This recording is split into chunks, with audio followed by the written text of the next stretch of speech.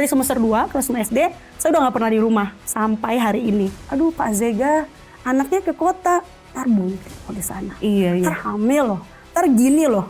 Mereka masih harus terus kerja di saat usia sudah hampir 60 tahun. Tuhan kontrol mereka gitu, buat saya tenang melalui mereka. Bu, 300 sekian kan ya? Iya.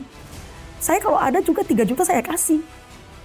Tapi ibu bilang cuma 300, saya pun nggak ada.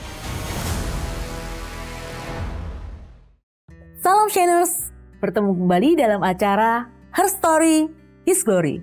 Saat ini telah hadir bersama dengan kita seorang guru sekolah swasta, Indah Riang Zega. Halo. Halo Shiners. Terlahir sebagai anak pertama dari 3 bersaudara, dengan profesi orang tua sebagai buruh. Apa yang dialami oleh seorang Indah Riang Zega sehingga mengalami banyak pengalaman di mana dari kelas 5 SD ya sudah dititipkan ke orang tua dan keluarga yang lain. Terima kasih. Seperti dikatakan tadi, saya adalah anak pertama dari 3 bersaudara dari keluarga yang serba kekurangan sebenarnya gitu ya. Ya, tapi dibilang cukup lah begitu. Orang tua adalah buruh dan karena buruh lapangan ya, lebih tepatnya bukan buruh yang elit-elit begitu. Nah pada saat kelas 5 SD semester 1 itu orang tua harus pindah kerja yang lokasinya jauh sekali dari sekolah. Sehingga sempat juga beberapa waktu lamanya alfa begitu tidak masuk ke sekolah gitu. Nah akhirnya di Desember 2007 begitu, karena saya bertekad untuk harus sekolah. Waktu itu ada spirit itu gitu, bahwa harus sekolah supaya nggak di hutan lagi. Terus harus jadi buruh lagi kayak bapak sama mama. Akhirnya dititipkanlah kepada saudara sepupu jauh begitu di kelas 5 itu. Gitu. Jadi kelas 5 SD dari semester 2 kelas 5 SD saya udah nggak pernah di rumah sampai hari ini. Nah jadi di kelas 5 SD itu dititipkan di rumah saudara pertama kali hampir 1 tahun lamanya. Di kelas 6 saudara tersebut pulang kampung begitu ya. Jadi saya pun tinggal sedikit lagi gitu lulus SD. Akhirnya karena terkatung-katung begitu, ada pertolongan dari guru yang mengajar di SD saya. Saya udah kelas 6 waktu itu, tapi beliau ini ngajar kelas 2. Lalu dititipkanlah gitu, boleh nggak Bu Indahnya tinggal di sini sampai lulus SD. Jadi sekitar mungkin 8 bulan, 7 bulan lagi menjelang kelulusan SD gitu. Jadi dititipkanlah di situ. Lalu pada saat lulus SD, karena nilai puji Tuhan sangat baik gitu ya, akhirnya melanjutkan sekolah ke kota ya, di kota Pekanbaru gitu. Dan itu pun dibawa oleh orang tua teman saya. Jadi kayak sayang kalau nilainya lanjut di sini lagi, yuk ke Pekanbaru aja. Jadi yang ngurusin bukan orang tua dan juga bukan saya, tapi justru ibu tersebut yang mengurus semuanya. Tapi memang kami nggak berlangsung lama gitu ya, bareng-barengnya di kelas 1 SMP semester 2 saya harus berpindah lagi gitu. Dan itu pun bukan rencana lagi, jadi kayak harus pindah lagi karena kami udah gak bisa lagi nampung kamu gitu, karena beda agama gitu ya. Jadi kayak gak bisa gitu. Jadi akhirnya terkatung-katung lagi beberapa saat, terus di momen yang tidak disangka-sangka, tidak dibuat-buat gitu, pulang sekolah karena belanja di warung ya untuk masak gitu. Terus kok kamu, ya ditanyain lah gitu, kenapa kok murung dan segala macem gitu, atau kayak ya mungkin dilihat kali ya, anak kita juga nggak ngerti gimana. Oh iya, soalnya saya nggak tahu nih berhenti sekolah atau enggak gitu. Jadi saya ngobrol begitu kayak diajak lah gitu. Kalau gitu ya udah tinggal di rumah Cici aja gitu, bareng gitu. Akhirnya tinggal di situ dari kelas 1 SMP sampai kelas 2 SMP. Jadi udah pindah 4 tempat ya itu ya. Tuh. Nah, saya hitung ya. Jadi akhirnya setelah pindah yang keempat itu kembali lagi Prahara datang pada saat sudah mau naik kelas 3 SMP nih gitu. Akhir-akhir orang yang menumpangi saya ini harus kembali juga ke rumah orang tuanya di Jakarta sini gitu. Jadi harus kembali lagi Indah gitu. Nah di saat itu karena sudah keempat kali ya gitu, terus kayak mepet gitu. Akhirnya saya bilang, ini kayaknya harus berhenti deh. Ya memang harus berhenti sekolah gitu. Akhirnya karena nggak ada tempat gitu. Dan akhirnya saya datang ke guru BP ya, guru BK di sekolah, konseling ya, konseling gitu, karena tahu saya katanya kalau mau minta surat pindah ke situ.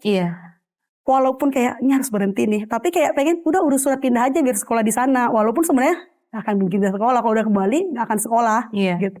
Akhirnya saya ke ruang BP, terus ngilang sama guru BP saya mau urus surat pindah Bu gitu. Terus beliau kaget. Kenapa gitu? Karena oh iya karena yang menumpangi saya mau pindah gitu. Jadi saya nggak ada tempat tinggal. Dan itu bukan orang tua yang ngomong ke guru BP Bukan, ya? saya. Anaknya ngomong Iya, sendiri saya ya? ngomong sendiri gitu karena ya itu tadi pengen sekolah sebenarnya. Akhirnya ngomong, loh nanggung, ini bentar lagi naik kelas 9, terus udah lulus tahun lagi gitu. Tapi nggak bisa Bu gitu. Akhirnya si guru ini tunggu dulu, kan belum mau pindah kan ya yang menumpanginya.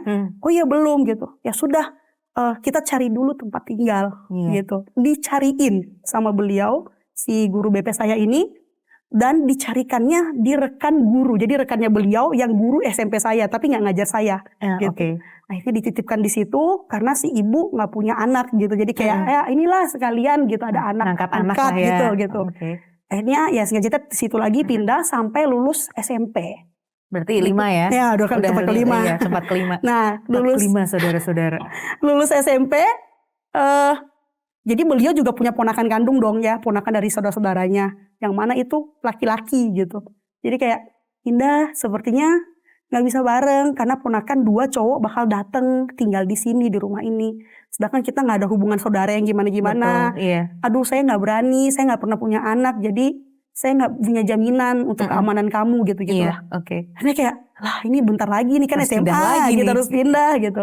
Tapi akhirnya juga, ya itu lagi, ada lagi jalan dengan cara, saya udah bergereja waktu itu ya. Jadi, saya tiba-tiba aja gitu ngomong ke pendeta saya, boleh nggak Pak, saya numpang dulu di pastori gereja, beberapa bulan sampai saya daftar SMA, dan cari kosan dekat sekolah. Planningnya begitu. Oh boleh, ya udah nggak apa-apa, sekalian temenin, ada satu kakak yang tinggal di situ. Sekalian temenin dia gitu. Oh ya udah Pak gitu, makasih ya Pak gitu ya. Jadi, udah lulus SMP itu masih belum masuk SMA kan, masih ada sebulanan gitu, udah saya pindah, ngurus SMA segala macem, mulai sekolah, lancar terus aja gitu. Mereka juga nggak ngomong kayak, kok kamu nggak pindah-pindah gitu ya? Nggak pindah-pindah, nggak ngomong juga, hampir 1 semester gitu. Saya yang akhirnya mikir kayak, nih aku kan janjinya kemarin cuma beberapa bulan, tapi aku mau nyari kos, nyari kos kayak, wah ternyata kos mahal gitu, gimana nih gitu. Akhirnya saya sendiri yang akhirnya ngomong gitu kayak, Pak boleh nggak saya satu permintaan lagi gitu kan. Bapaknya udah senyum, kayaknya mungkin beliau tahu ya. Dia sudah membaca terhadap kamu gitu. Indah. Kenapa gitu. Saya kayaknya kalau nyari kos gak mampu gitu. Ternyata biayanya gak seperti yang ntar gampang gitu. Boleh gak saya di sini terus gitu. Di pastori sama saya sekolah gitu. Jadi ini sudah tempat yang ke-6 ya? Ke-6, oke baik. Dan beliau kayaknya gitu, dia udah tahu gitu. Makanya dari awal tuh harusnya, ya boleh. Kita kan juga gak pernah ngomong kan sama kamu untuk pergi Indah. Kamu kan udah berapa bulan gitu. Ya Pak bener. Ya dia terharu gitu kayak, bener nih Pak. Iya gak apa-apa. Malah hemat kan. Kamu biaya kos yang mungkin kamu pikirkan, ya udah kamu simpan untuk yang lain-lain gitu. Kayaknya ya di situ. Dan memang itu adalah tempat terlama saya. Sampai dengan lulus SMA 3 tahun. Saya di pastori gereja gitu. Iya, jadi ada 6 tempat ya. Dari kelas 5 SD sampai dengan lulus SMA itu sudah 6 tempat. Oke, gitu. Dan berikutnya ya dengan cerita karena memang udah SMA, nanti cerita perkuliahannya kan terlalu panjang ya. Iya. Tuhan bawa lebih jauh lagi daripada Kota Pekanbaru, lebih jauh lagi merantau dari orang tua, menyeberangi ke Pulau Jawa, kan untuk Sumatera ya. Iya. Menyeberang ke Pulau Jawa di Tangerang gitu, dibawa Tuhan untuk kuliah. Iya. Kuliah yang tidak pernah saya pikirkan akan bisa gitu. Jadi dibawa Tuhan ke situ 4 tahun di dormitori. Kalau itu nggak mikir gitu, Tuhan udah sediakan semua melalui asrama segala macam sistem pendidikan dan beasiswa gitu. Jadi 4 tahun di Tangerang di asrama. Begitu lulus Tuhan juga tempatkan dekat-dekat lah ya, itu di sini di tempat ini sekarang. Di 2018 lulus kuliah dan penempatan di ikatan dinas di Cikarang sini. Oke. Waktu itu kan melihat perekonomian keluarga udah pas-pasan banget ya. Sebenarnya bisa makan aja udah syukur. Betul. Ya. Dikasih ada duit pegangan gitu. Pegangan aja udah bagus banget ya. Karena kadang orang tua ada ngasih. Kalau lagi nggak ada ya nggak ngasih ya. Jadi harus berjuang sendiri. Betul. Dan itu bukan di usia yang sudah harusnya mentas ya. Karena masih dari kelas 5 SD sampai dengan SMA gitu ya. Nah pada waktu itu apa yang membuat enggak, saya memang kalau dihitung-hitungan saya harusnya berhenti. Tapi harus berhenti nih. Berarti kan ada suatu semangat. ada suatu mimpi. Bisa diceritakan mimpi apa itu? Iya. Jadi kalau ada mungkin semangat-semangat yang kata-kata itu dulu adalah semangat untuk membuat perubahan di keluarga. Oh, Gitu bahwa saya sadar betul keadaan keluarga kami gitu. Jadi saya nggak mau kembali ke situ. Iya, Saya nggak mau kembali ke situ menjadi seperti profesi mereka yang susah. Dan saya juga nggak mau mereka terus-terusan seperti itu. Maksudnya susah terus seperti itu, banting tulang untuk kami. Jadi saya dikasih visi itu ya, kalau bilang sekarang mimpi. Jadi dikasih visi itu sama Tuhan bahwa saya harus memulai pergerakan itu karena saya anak sulung. Dan itu benar kata-kata kita tadi bahwa selalu dikasih. Benar-benar berhenti kayak tapi itu masa sih gitu. Dan Tuhan bawa terus. Nah waktu mulai dari saya benar-benar punya kepercayaan diri itu pada saat SMA itu ya. Harusnya tuh berhenti sekolah malah di SMP itu karena tempat tinggal nggak ada. Biaya lagi, adik-adik kamu juga mulai sekolah, yang 2 lagi mulai sekolah dong, udah SD mau SMP. Tapi ya akhirnya Tuhan mudahkan dengan cara tadi kayak tinggal di pastori 3 tahun nggak pernah bayar kos apapun. Bahkan karena ikut pelayanan, jaga pastori juga, uang sekolah sebenarnya sebagian dari gereja dibantu gitu ya, ada dikasih. Jadi melihat itu mulai tumbuh kepercayaan dalam diri bahwa Tuhan bawa terus sejauh ini. Tuhan terus pelihara yang lewat-lewat yang tadi kita hitung ya. Coba pertama, kedua sampai ke SMP itu kayak yang di tengah-tengah bahkan berhenti, Tuhan bawa terus gitu. Bahkan gak ada mentok-mentoknya ya waktu di SMA itu lulus aja gitu 3 tahun. Itu sudah menjadi modal bahwa ya Tuhan akan bawa jauh. Tuhan akan bawa dan gak akan berhenti memang. Itu walaupun memang mungkin yang dibayangkan waktu itu oh ya gak berhenti SMA nanti dapat ijazah kerja. Gak akan balik lah ke hutan. Cuman segitunya gitu. Ya tapi kalau ngelihat sekarang ya Tuhan bawa. Gitu. Jadi ada iman itu tumbuh dengan jadi tiap kali ngeliatin kayak jalannya udah mau buntu nih, buntu. Ternyata bisa lewat ya. Ternyata bisa lewat. Buntu ada bisa lewat lagi ya. Buntu lagi lewat lagi. Jadi lama-lama menumbuhkan iman justru. Menumbuhkan iman. Yang kemarin-kemarin aja bisa lewat. Masa sekarang nggak lewat sih? Gitu ya. Walaupun masih di usia yang sangat dini, tapi itu sudah ngalamin itu dan sudah bisa kayak mengimani itu ya. Betul. Dan waktu itu apakah sudah lahir baru?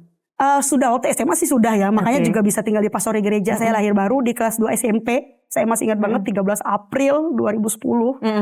Kelas 2 SMP saya lahir baru gitu karena udah di bergereja.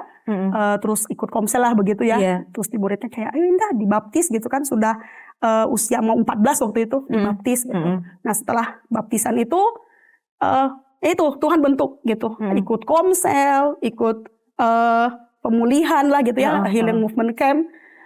Terus dari situ jadi benar-benar yang bertumbuh banget di SMP itu sampai yang tadi tinggal di rumah guru yang terakhir itu tinggal di pastor itu jatuhnya dia dibentuk benar-benar memang pelayan di gereja ya pelayan ngepel ya pelayan juga megang mic di mimbar kalau bantu-bantu pelayan jadi udah terbentuk di situ general affair-nya gereja ya. Tapi dalam prosesnya pernah nggak sih kayak Indah ya mengalami kayak penyesalan kok aku lahir di keluarga yang kayak gini sih sementara teman-temannya enak banget sekolah aja, minta uang jajan aja gitu ya. Tapi yang Indah alami saat ini kayaknya untuk bisa lewat waktu demi waktu tuh kayak struggle gitu ya, harus berjuang ya. Pernah gak terbersit, nyesel banget kenapa sih Tuhan tempatkan aku di keluarga yang kayak gini, terus malu dengan orang tua yang seperti ini, terus minder dengan teman-teman gitu ya, karena kok kondisinya beda gitu. Mereka punya orang tua yang bisa support mereka secara materi, sedangkan si Indah gak punya. Nah, coba bisa diceritakan? Nah, kalau langsung kata-kata kayak nyesel nih, nggak kok lahir dari keluarga begini, mungkin nggak pernah terucap langsung sama sekali ya. Bahkan sampai lulus SD itu, aku merasa aku beruntung banget punya orang tua yang istilahnya apa ya, mau nurutin. Kok bisa-bisanya nurutin anak kelas 5 SD mau lanjut sekolah tanpa orang tua. Karena yang aku hadapi kan lingkungannya, kalau dulu waktu SD kan lingkungannya begitu semua ya Kak. Ya maksudnya ya sama, orang tua buru-buru juga. Paling tinggi ya mandor lapangan lah yang enak. Tapi ya sama aja sekolahnya bareng sama kami. Jadi yang dilihat baru itu. Nah justru beruntung gitu, merasa beruntung kayak Tuhan, Tuhan dikasih sih gitu ya. Orang tua mau kasih izin untuk lulus. Nah tapi mungkin mulai mikir lagi kayak gitu kayak, oh ternyata gue susah ya, ternyata gue miskin nih gitu kan. Waktu SMP gitu kan ke kota, dan ngelihat peradaban lain yang jauh lebih apa ya istilahnya lebih bagus dari punya saya selama ini. Atau even teman-teman SMP saya kayak, oh ternyata selama ini saya memang susah, saya susah. Baru sadar gitu. Ya, baru sadarnya sadar telat ya. Setelah SMP gitu ngeliat kota gitu kan. Nah tapi itu justru jadi memicu kayak, oh ya saya harus bisa nih, nggak boleh. Jangankan boro-boro balik ke hutan sana gitu. Ini ngadepin mereka aja kayak harus berjuang. Dan itu juga yang membuat aku sedikit ambis secara akademik waktu SMP. Kayak harus juara. Gitu, harus juara. Dapat beasiswa. Ya gitu. Harus ada yang bayarin benar, saya. Benar. Gitu ya. Jadi biar bisa masuk ke SMA negeri yang nanti ya gratis lagi kan, SMA kan gratis dan ya SMA yang bagus lah gitu, biar nanti ijazahnya dibawa lamar gitu. Spiritnya seperti itu. Jadi mungkin langsung kayak, Tuhan kenapa sih aku terlahir dari keluarga ini, aku justru puji Tuhannya nggak pernah nyebut sampai kayak gitu dan nggak pernah kepikir juga, justru karena yang di SD tuh kepikirannya begitu, orang tua aku ngasih ya, di saat orang tua lain nggak akan ngasih, apalagi anak perempuan di suku kami gitu. Betul. Oh banyak banget omongan orang kayak, aduh Pak Zega anaknya ke kota, ntar bungkit di sana, ntar hamil loh, ntar gini loh. Nah papa saya itu yang paling sering vokal di rumah karena kemakan juga sedikit-sedikit somehow gitu ya. Tapi ya akhirnya ya saya buktikan juga, saya jaga diri. Ya, dan bukan saya sih, harusnya kalau sekarang ngomongnya kalau Tuhan kayak jaga diri. Tuhan jagain. Iya Tuhan jagain, nggak macem-macem. Justru ngelihat kiri kanannya kayak saya harus bisa kayak mereka. Saya harus saya nggak boleh balik ke hutan. Saya nggak boleh jadi buruh kayak papa sama mama. Jadi disebut mujizat justru kok anak cewek bisa dilepas gitu aja. Dan orang tua bisa tetap percaya. Kan kalau normalnya orang tua ya khawatir dong anak kelas 5 SD cewek dilepas. Walaupun ikut masih keluarga, masih sepupu, masih saudara. Tapi kan pasti seharusnya ada kekhawatiran ya. Gimana kalau anak saya kenapa-napa. Tapi waktu itu Indah malah mensyukuri ya. Iya bersyukur untuk itu karena ya walaupun tidak dihentikan mimpi-mimpinya ya. Gak mulus banget. Tapi ya endingnya kan dikasih gitu. Iya betul. Kayaknya karena aku kekeh juga gitu. Mau gitu sekolah. Iya. Mau sekolah. Nah buat teman-teman nih para shiners yang sudah dikasih kesempatan sekolah, males-malesan sekolah. Sudah dikasih kuliah, males-malesan kuliah. Kita lihat nih perjuangan seseorang yang untuk sekolah aja harus berjuang ya. Betul. Untuk makan harus berjuang. Untuk punya tempat tinggal harus berjuang ya. Tapi lihat akhirnya gimana Tuhan juga terus bawa ya. Kalau kita punya niat baik, kita punya niat yang benar. Apalagi tadi mimpinya ingin memuliakan orang tua juga kan ya. Gimana caranya punya orang tua nggak susah terus. Tapi dengan menjadi anak pertama, mengambil tanggung jawab, kemudian yakin ya kalau saya berhasil, orang tua saya juga ikut naik kehidupannya. Dengan mimpi-mimpi yang baik, mimpi-mimpi yang mulia, tentunya Tuhan akan mempermudah ya. Ada saja jalan-jalannya, ada saja terobosannya. Tiap kali ketemu jalan buntu, ternyata di situ ada jalan keluar. Yang tidak disangka-sangka. Nah, kan pada waktu itu sering mengalami keterbatasan keuangan, melanjutkan sekolah aja pusing-pusing terus gitu ya. Apa yang selalu menjadi doanya Indah yang pada akhirnya memberi kekuatan kepada Indah untuk ya saya mau terus berjuang. Mungkin itu tadi saya sempat bilang ya, visi yang Tuhan kasih. Yang mana itu baru saya sadari setelah lahir baru ya. Sebelumnya ya nggak tahu gitu. Dan sampai saat ini semakin dipertajam dan semakin dipegang. Diberikan hati untuk berjuang kepada keluarga. Jadi aku sekolah itu bukan untuk diriku sendiri. Even tadi masih terbatas dengan ijazah SMA untuk kerja supaya nggak balik ke hutan. Itu jelas benar-benar bukan untuk diriku sendiri. Bahwa aku nggak mau susah, biar aja mereka yang susah. Nggak gitu. Benar-benar memang pengen aku mau orang tua aku berhenti kerja, banting tulang biar aku bisa kerja. Aku mau adik-adikku sekolah dengan lebih baik, jangan susah kayak aku. Jadi selalu itu gitu yang menjadi kekuatan. Dan orang tua juga mungkin mulai melihat itu bahwa anak saya berjuang, dia nggak melupakan keluarga. Gitu. Dan itu yang papa mama sih, ya bapak sama mama itu adalah kekuatan terbesar dan motivasi terbesar gitu. Saya bahkan mungkin sampai hari ini mereka masih kerja gitu ya, karena kita masih punya tanggungan gitu ya, sama masih ikatan dinas. 2 adik sudah mulai masuk kuliah. Jadi 5 tahun belakangan pun tetap susah ya, walaupun sudah kerja, udah sarjana nih gitu. Tapi dengan segala keterbatasan yang ada karena ikatan dinas dan adik dua-duanya kuliah, mereka masih harus terus kerja di saat usia sudah hampir 60 tahun gitu. Jadi dan kerja masih seperti itu yang dulu saya SD itu, banting tulang di lapangan jadi buruh gitu. Jadi saya benar-benar mimpi saya adalah itu, bahwa orang tua harus istirahat di masa tuanya, saya bisa membiayai mereka, adik-adik juga bisa selesai sekolahnya. Itu sih benar-benar mimpi utama. Jadi kalau udah lemah, dulu juga di kuliah karena namanya beasiswa ya, tekanan sangat tinggi, tuntutan sangat tinggi. Tapi ya itu, ingat lagi bahwa kalau mundur emang dapat apa? Tapi kan kalau bertahan papa mama ada harapan. Betul. Mungkin nggak sekarang, tapi beberapa tahun ke depan akan ada hasilnya. Gitu. Jadi selalu itu yang menjadi sinar pijar yang selalu aku lihat saat mungkin aku down sekali, papa sama mama dan kedua adik. Tentunya papa mama dan adik-adiknya bangga ya punya anak atau punya kakak seperti seorang Indah ini ya. Jadi orang tuanya juga pasti berpikir nih, ini anak kok nggak kepahitan ya? Padahal saya sudah kayak ibaratnya ya saya nggak sanggup biayain kamu, kalau kamu punya mimpi, punya ini ya kamu berjuang aja sendiri. Tapi Indah tidak pernah kepahitan sama orang tua dan tidak melupakan orang tua. Karena banyak juga di luar sana di mana wanita-wanita nih, orang tuanya nggak peduli sama saya, ngapain saya harus peduli sama mereka? Jadi sifatnya balas gitu ya. Orang tua nggak peduli sama saya ngapain peduli sama mereka? Tapi bagaimana Tuhan menaruh visi ya? Tuhan tempatkan Indah di keluarga ini tentunya tidak salah gitu ya. Tuhan punya tujuan. Justru ketika kita melihat kekurangan atau keterbatasan orang tua kita, malah tumbuh semangat. Bagaimana kita berjuang untuk mereka ya. Wah luar biasa. Nah kita lihat nih, tentunya nggak mudah ya. Pada masa-masa 5 SD sampai SMA, ikut orang ganti-ganti sampai di 5 tempat. Nah pernah nggak sih ngalami bully pada masa sekolah atau pada saat menumpang di rumah orang lain, baik keluarga maupun yang bukan keluarga tadi? Pasti ada ya, itu tadi kata Bisa bilang pasti ada lah gitu. Nggak mungkin tinggal di rumah kita aja kan, mama papa kita juga bisa ngomel kayak ini anak ya namanya anak SD misalnya gitu ya. Kamu gini itu segala macam ya di rumah orang lain, even itu apalagi saudara jauh ya bukan saudara kandung gitu, ya pasti ada gitu.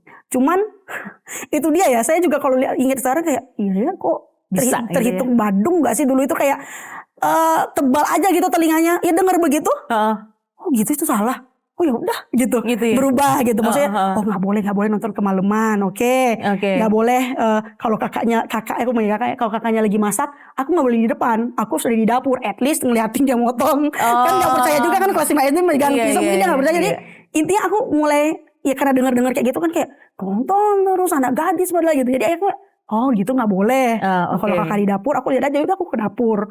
Nanti ambil pisau, ambil jeruknya gitu segala macam. Jadi aku jadi asistennya. Jadi yang ikut gitu aja. Nah mungkin waktu SMP SMA dulu belum tahu kata bully ya. Gitu. Jadi ya emang gua miskin. Ya. Gua nebeng. Emang mau apa lagi? Emang gua nggak mampu ya. Gimana gitu. Jadi terima aja lah ya.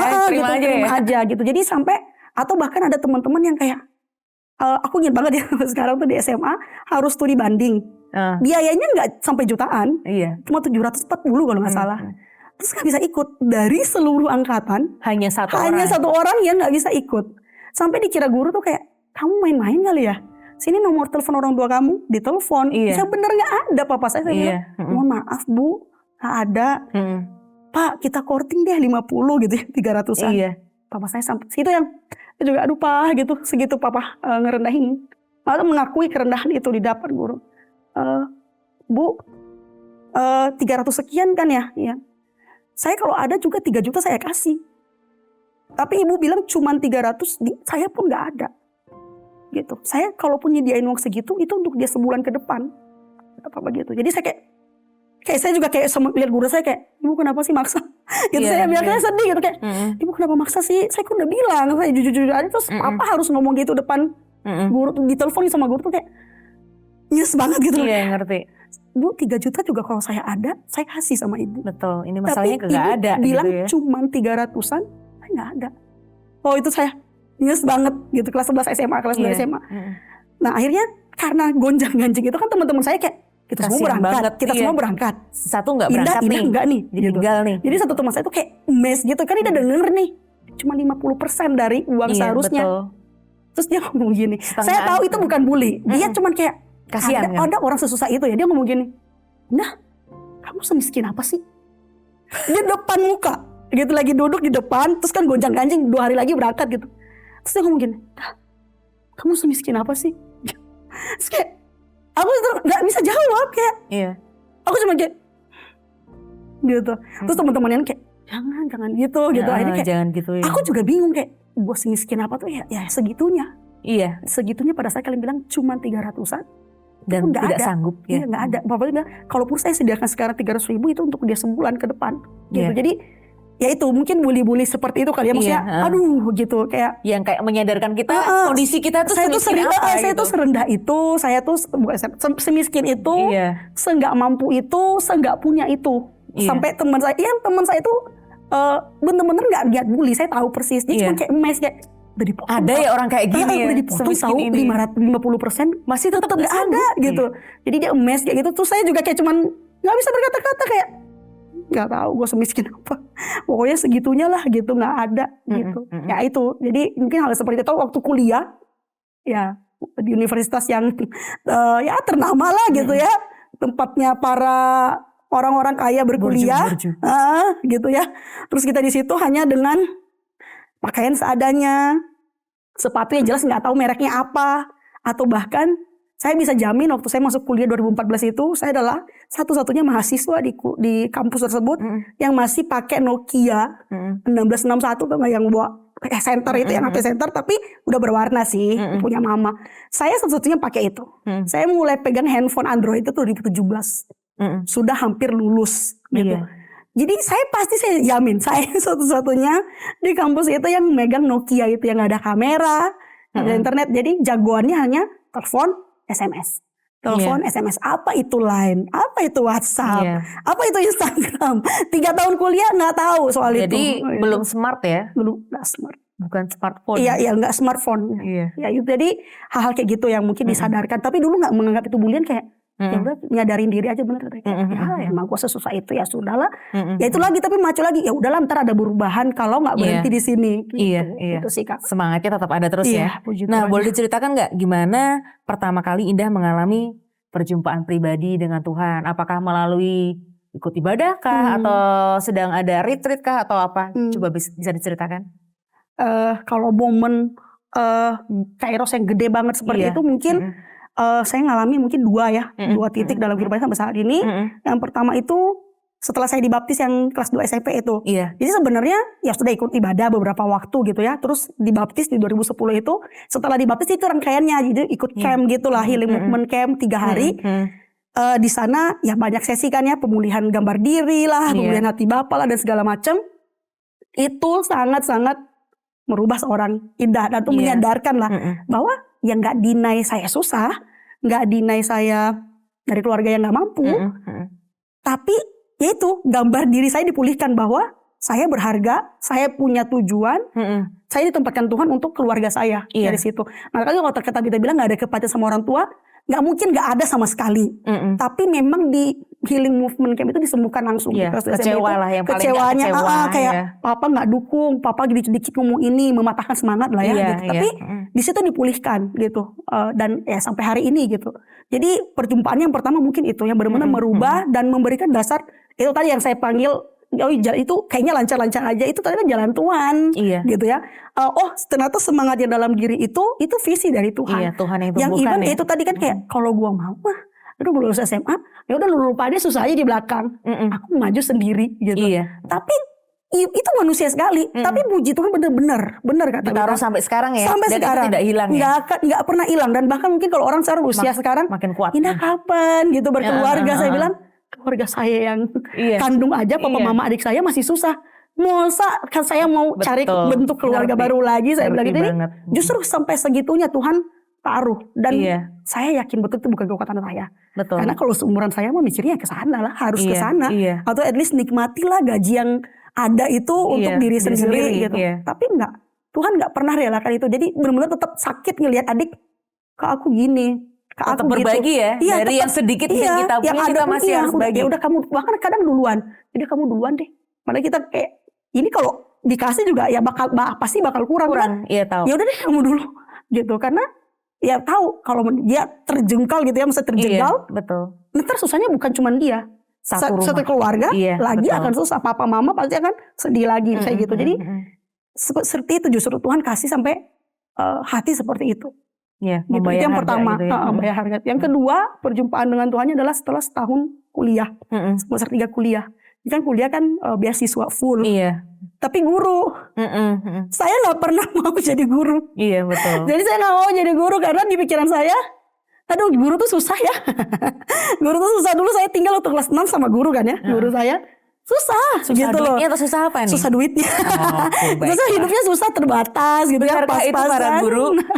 Pas-pasan gitu kayak enggak lah gitu. Waktu SMP juga tinggal di rumah guru. Aduh kayaknya biasa-biasa aja ya. Dan mesti kayak sabar, ngajar gitu. Kayak aduh gak aku banget deh gitu. Tapi waktu lulus SMA itu, ya itu ya jalan masuk kuliah itu didaftarin sama kakak gereja yang tadi bareng itu kayak, nih formulir isi beasiswa.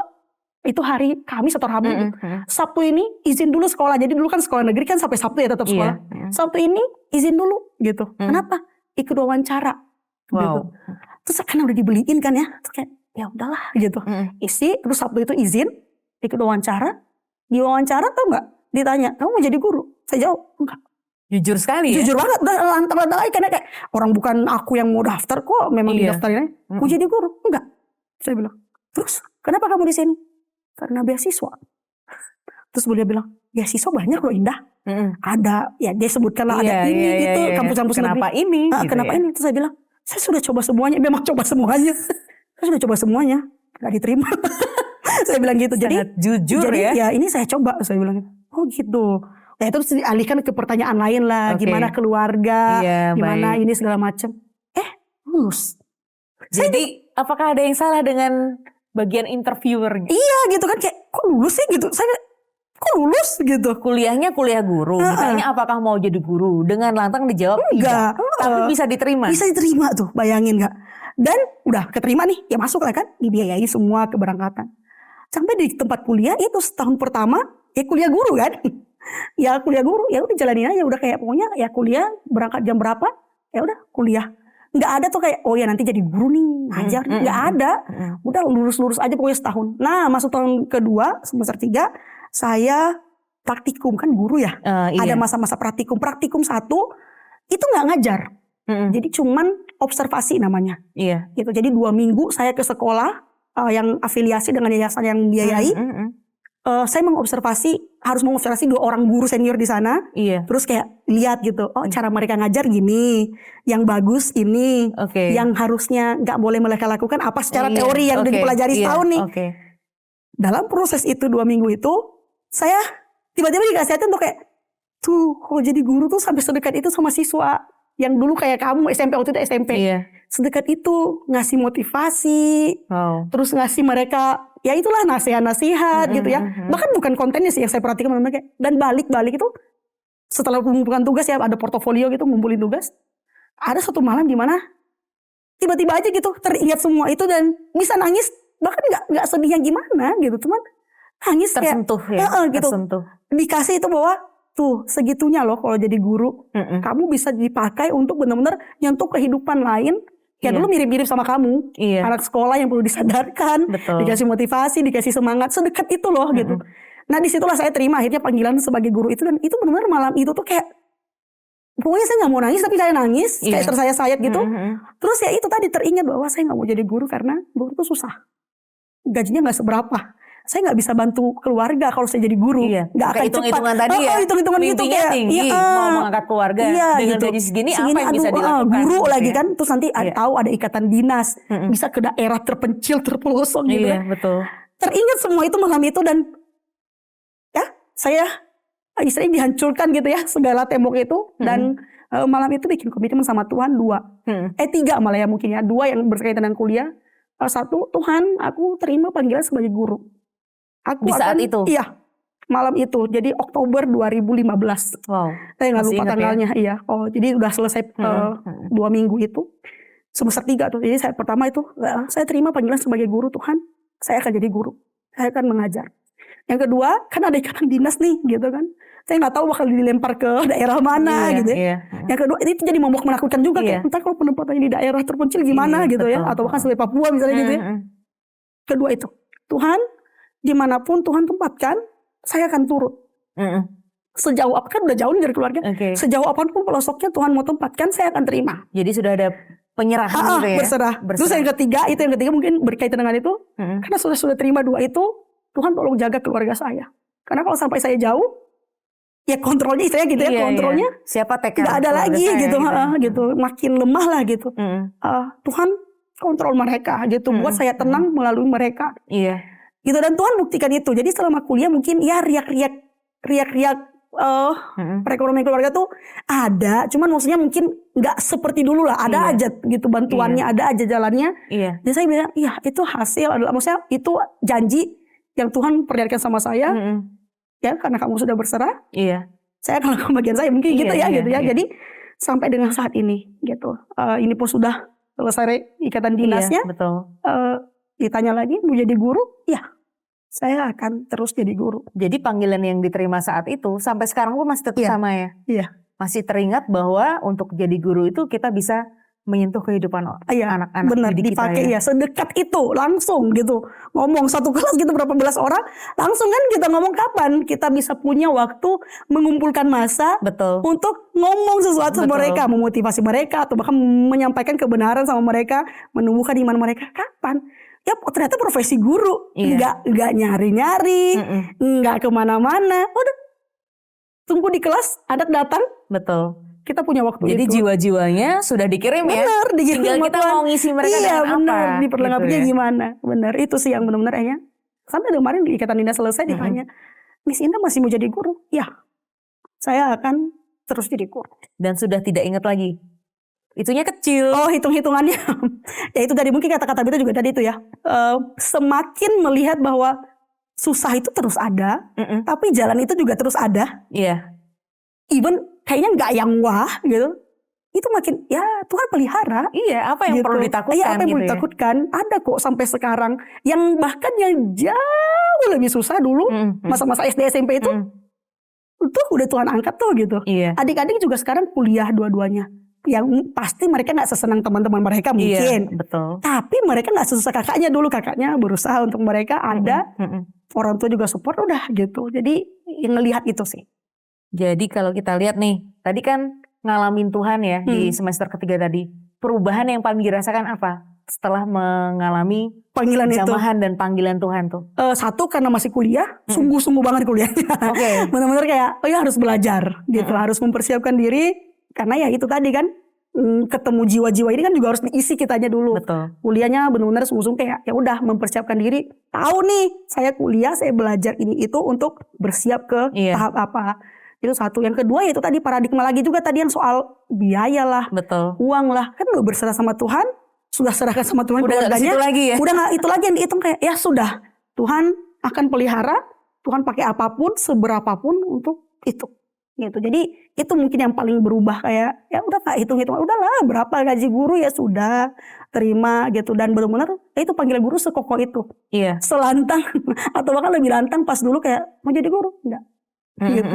Sekarang berhenti jadi guru enggak gitu, karena nggak menutup Apapun kemungkinan memang tantangannya ya. teman-teman saya banyak yang setelah ikatan dinas Berbelok arah. ya ke bank lah, kemana lah yang lebih besar, lebih gitu, menjanjikan. lebih menjanjikan. Cuma saya bilang enggak, saya jadi guru. Gitu. Even saya nggak kebayang ya kalau misalnya jadi kepala sekolah tapi di ruangan doang nggak ketemu sama anak-anak tuh kayak itu bukan guru. Jadi guru yang harus benar-benar ketemu di kelas sama anak. Menyentuh kehidupan Iya, langsung itu ya. harus ketemu gitu intinya gitu. Bukan yang ya pakai seragam guru di sekolah tapi di kantor, enggak. Harus ketemu yang di kelas itu, yang duduk di kursi-kursi itu harus ketemu. Nah, kita kan belajar banyak nih. Banyak wanita-wanita, banyak shiners yang malas berjuang nih ya. Kalau bisa hidupnya enak, kemudian bertemu dengan pasangan yang kaya raya, tidak usah bekerja, hidupnya shopping-shopping aja gitu ya. Tapi kalau kita lihat nih, kita lihat kehidupannya penuh dengan perjuangan ya. Apa arti perjuangan bagi seorang Indah Reangsega? Oke. Apa arti perjuangan? Tadi kata pertama yang terlintas di pikiran saya ini saat ini adalah setengah perjuangan adalah perubahan. Oke. Jadi seseorang memimpikan atau merencanakan perjuangan itu karena menginginkan perubahan. Iya. Dan itu juga yang terjadi sama saya, maksudnya. Saya berjuang untuk tetap lanjut sekolah, tetap menjalani ini itu gitu ya. Memang jelas itu panggilan Tuhan, tapi kan susahnya tetap ada karena tahu tujuannya apa.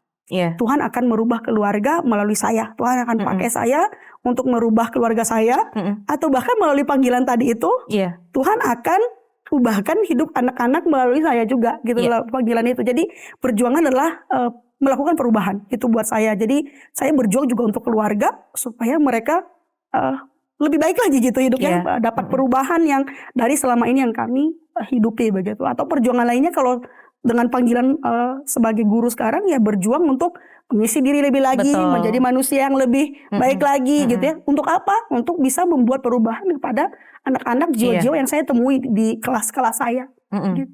Berarti kita semua setuju ya, tanpa perjuangan tidak ada perubahan. Jadi buat yang ingin banget berubah, Berjuang. tapi nggak mau berjuang, nggak bisa ya. Karena Betul. ternyata perubahan itu harus diperjuangkan. Nah, luar biasa nih perjuangannya. Nah, setelah melangkah bersama Tuhan sejauh ini, dan flashback ke belakang nih, wah sudah banyak banget ya kisah-kisah yang dialami bersama dengan Tuhan. Nah, bisa ceritakan nggak karya Allah dalam kehidupan? Dan kalau bagi Indah nih, siapakah Allah bagi Indah sebagai seorang pribadi? Banyak ya. Iya. Sebagai penolong, Oke. pahlawan, bapa, Iya. pelindung, semua penyedia. Iya. Gitu. Makanya kalau tadi kita kayaknya kalau wanita-wanita pengennya ya ketemu dengan pasangan hidup yang membuat nyaman, diayomi segala macam.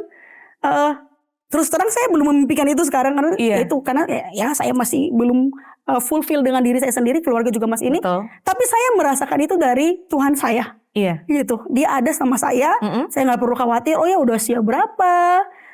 Ntar nikah sama siapa? Betul. Rasa-rasa apa yang dirasakan apa? Enggak gitu.